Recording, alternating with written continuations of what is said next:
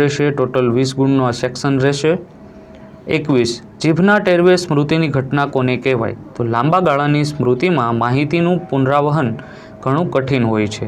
આથી જ લાંબા ગાળાની સ્મૃતિમાં રહેલી વિગતોને વ્યક્તિ કોઈ વિશેષ પરિસ્થિતિમાં ઈચ્છા રાખે તો પણ યાદ કરી શકાતી નથી, પરંતુ થોડા સમય બાદ કોઈપણ જાતના પ્રયત્ન વિના આપમેળે સ્મૃતિનું પુનરાવર્તન થાય છે। આ ઘટનાને મનોવૈજ્ઞાનિકો જીભના ટેરવે સ્મૃતિની ઘટના કહે છે। જો મિત્રો ચેનલમાં નવા હોય તો ચેનલને સબસ્ક્રાઇબ કરવાનું ભૂલતા નહીં, બેલ આઇકન પર ક્લિક કરવાનું પણ ભૂલતા નહીં।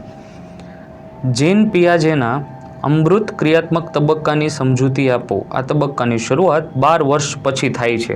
આ તબક્કામાં અમૂર્ત તર્ક કરવાની શક્તિનો વિકાસ થાય છે। સ્વચ્છતા, સ્વાતંત્ર્ય, લોકશાહી વગેરે ખ્યાલોને તે સમજે છે।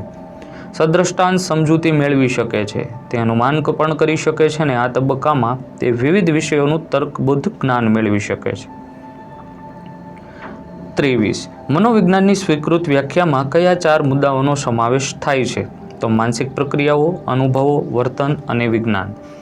જીનોટાઇપ એટલે શું? તો બાળકોને માતા પિતા દ્વારા વારસામાં મળેલા પૂર્ણ જનીન તત્વોના સમૂહને જીનોટાઇપ કહેવામાં આવે છે।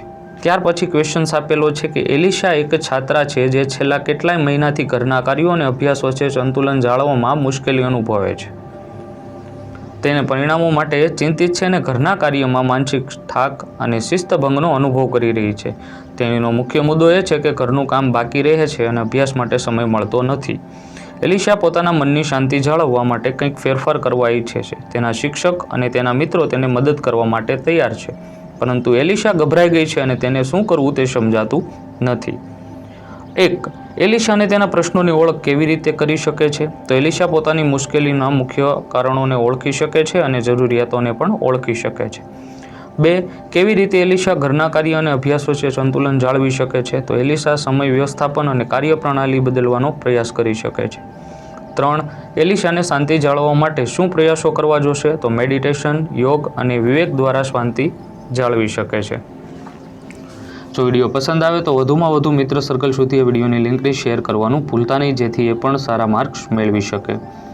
સહભાગી નિરીક્ષણની જરૂરિયાતો જણાવો। તો કોઈ જૂથ કે સમૂહની એવી બાબતનો અભ્યાસ કરવાનો હોય કે જેના વિશે કોઈ વિશેષ માહિતી અન્ય બીજી કોઈ જગ્યાએ પ્રાપ્ત ન હોય અથવા તે જૂથ સિવાય અન્ય કોઈ પાસેથી માહિતી પ્રાપ્ત થઈ શકતી ન હોય, ત્યારે નિરીક્ષક સહભાગી નિરીક્ષણ દ્વારા અભ્યાસ કરે છે।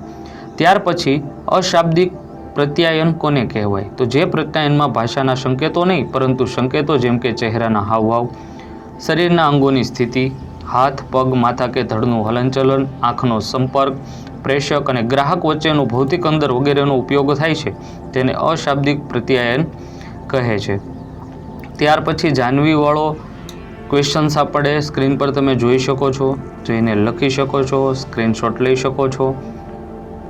કેટલાક પ્રશ્નો જે આપેલા છે એમના જવાબ અહીંયા ક્લિયર દીધેલા છે। આગળ જઈએ, શૈક્ષણિક મનોવિજ્ઞાનનું કયું કાર્ય કરે છે? તો શૈક્ષણિક મનોવિજ્ઞાન શિક્ષણના ક્ષેત્રમાં મનોવૈજ્ઞાનિક સિદ્ધાંતો, તથ્યો અને તારણો લાગુ પાડે છે। મનોવૈજ્ઞાનિક દૃષ્ટિબિંદુ અનુસાર શાળાકીય વાતાવરણ અને બાળકોના વૃદ્ધિ અને વિકાસના સંદર્ભમાં શિક્ષણનું આયોજન કરે છે। શિક્ષણને અસરકારક બનાવવા યોગ્ય શૈક્ષણિક પદ્ધતિઓ દ્વારા બાળકના ચારિત્ર્ય અને વ્યક્તિત્વનો સંતુલિત અને સર્વાંગીણ વિકાસ કરવામાં મદદ થવાનું કાર્ય આ શાખા કરે છે। ત્યાર પછી ક્વેશ્ચન્સ આપેલો છે, નિર્ધારણ એટલે કે નિર્ણયનો અર્થ સમજૂતી સાથે આપણે આપવાનો છે। તો મિશ્ર, બ્રુટા અને ત્રિપાઠીના મત મુજબ નિર્ધારણ નિર્ણય એટલે પ્રાપ્ય માહિતીના આધારે વસ્તુઓ, વ્યક્તિઓ, પરિસ્થિતિઓ કે ઘટનાઓ વિશે અભિપ્રાયો બાંધવાની, નિષ્કર્ષો તારવવાની કે સમીક્ષાત્મક મૂલ્યો કરવાની પ્રક્રિયા। કેટલીક વાર નિર્ણયો વ્યક્તિના ચેતન પ્રયત્નો વિના સ્વયંસંચાલિત અને ટેવના કારણે લેવાતા હોય છે। ત્યાર પછી સ્ક્રીન પર તમે જોઈ શકો છો, સ્ક્રીનશોટ લઈ શકો છો। આવા જ વિડીયો એક પછી એક ક્રમશઃ આપણી યુટ્યુબ ચેનલની અંદર અપલોડ થતા જશે। સેક્શન વાઇઝ દરેક વિષયના જોવાનું ચૂકતા નહીં। ફરી મળીશું ખૂબ જ જલ્દી નવા વિડીયોમાં। Thank you.